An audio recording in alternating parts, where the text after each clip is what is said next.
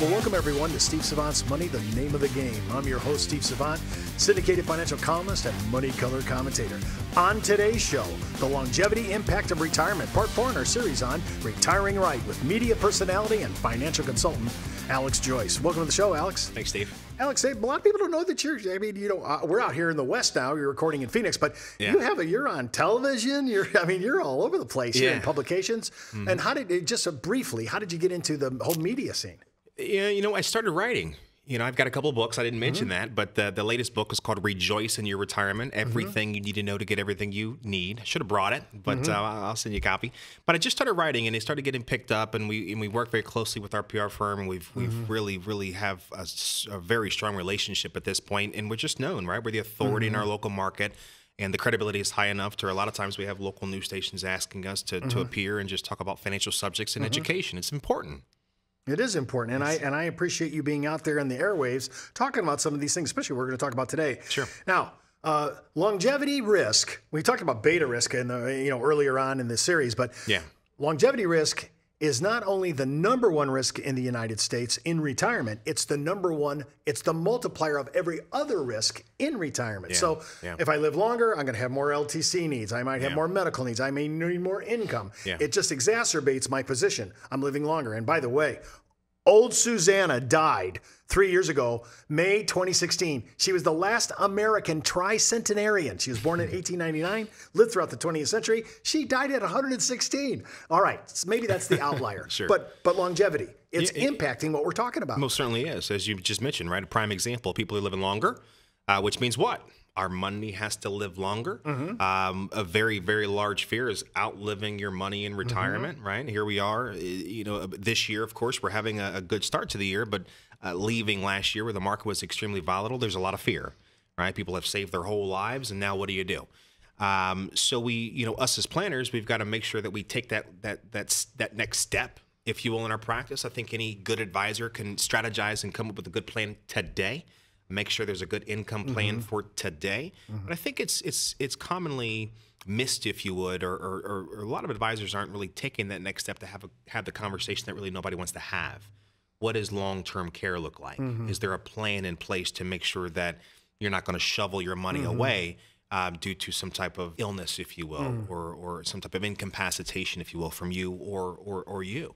So I think it is a major topic of discussion. We make sure that we have it in our practice, but I'm just not so sure that it's viral in terms of, I'm sure there's lots of good advisors doing it, but it's just something that's not talked about as much. Let's just be frank. The last 3 retail seminars that I helped host, less than 10% of all people had any long-term care product to take care of their long-term care needs. So I know people hear about it, but they go, well, it costs too much. I'm not physically able to get the contract. I don't know if I have the cash flow to make the premiums on a regular monthly basis. There's a lot of complications, but that doesn't take away that it's going to happen. Right.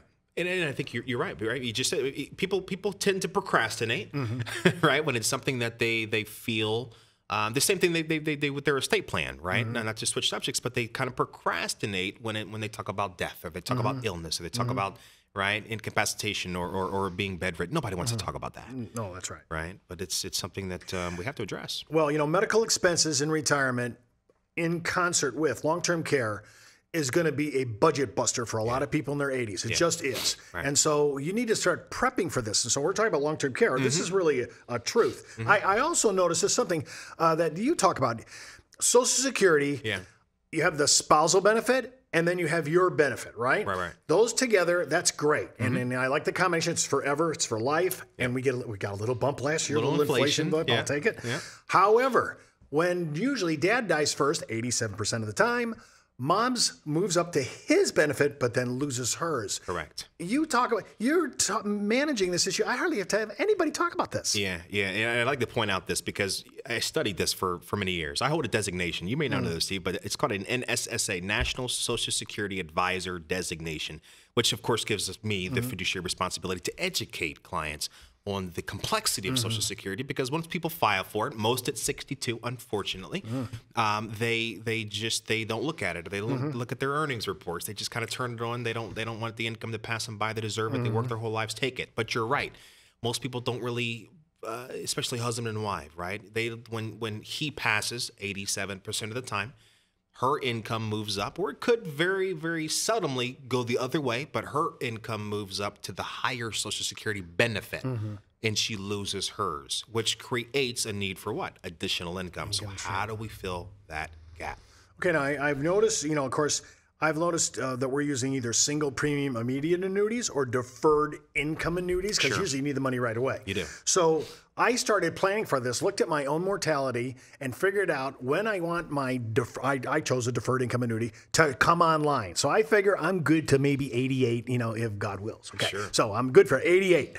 But from then on, I think my wife's going to live. She's good diet, works out all the time. Yeah. I think she's going to be there for a long time. So I wanted to make sure that money was there, that she could execute it, right? The annuitization. Right. Now, long-term care, these bills aren't going away. We talked about Medicare, medical expenses. And when I have these going up and my Social Security, I might lose part of my Social Security because of the first death of the spouse. Right. I need to figure out a planning tactic to fill in this gap. Yeah.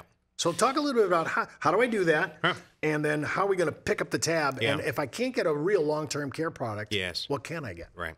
So let me first address the first piece. The first piece is I think there should be a plan ahead of time, because let's say that dad dies and he's 87 years old, and let's say mom is 85 or 83. What's traditionally, and I've been through this a lot in my firm, what traditionally happens is she's upset. There's been a change of lifestyle, not really sure what to do. The last thing she's going to do is start ripping out statements and find out how she needs to fulfill that gap to move forward in life.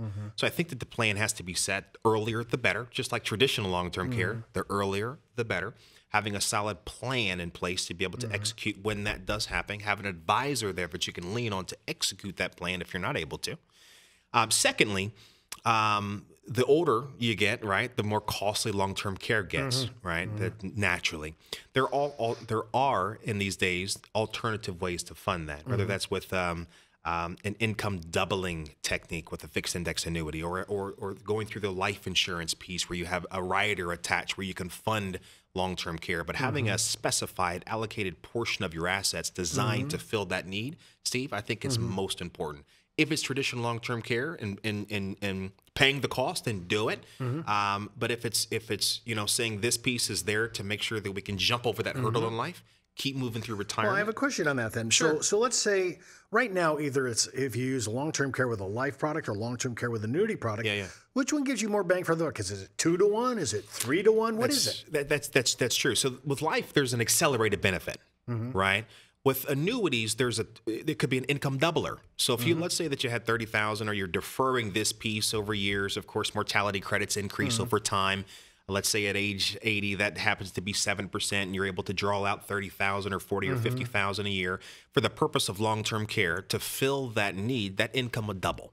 So if it was 50, it then goes to 100. What's really fascinating is because it's built on a lifetime income frame.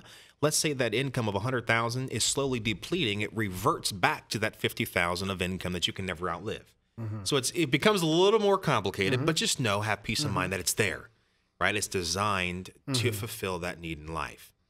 Okay, and again, I think right down from my house, they're building a huge nursing home facility. Some Marriotts are being changed into long-term care facilities. Sure. This is all coming. Sure, it is. So this is an expense. Next to taxes, this is number one: medical and long-term care. Yeah. Now, to defend against, to close out our segment, to defend against this, I need to kind of get an idea. Let's say, and I agree with you, if you're in your mid-60s now, it may be tough depending upon your health. Sure. I have got mine in my mid-50s. I did not like paying, I'm admitting, I didn't like paying it from 50 to 65. I just didn't like paying it. Absolutely. I think I was too young to get it, but I got it. Yeah. And I locked down. And that value is $450K of long-term care coverage for me and my wife. See, both. So people need to look at this not in their mid-60s. Absolutely. They need to be looking at this earlier. We're having the conversation every day, especially for those that want to leave a legacy, right? Long-term care, not having a longevity plan in place in your portfolio, you'll deplete your assets faster than you know it. Well, the long-term care, big issue. Living forever could be a problem. I mean, it's going to be a problem. It is. Don't forget to watch our next segment on comprehensive and independent retirement planning, part 5 in our series on retiring right. And keep in mind, before moving forward with any ideas on our show, always check with your tax consultant, legal counsel, or your financial advisor. You've been watching Steve Savant's Money, the name of the game.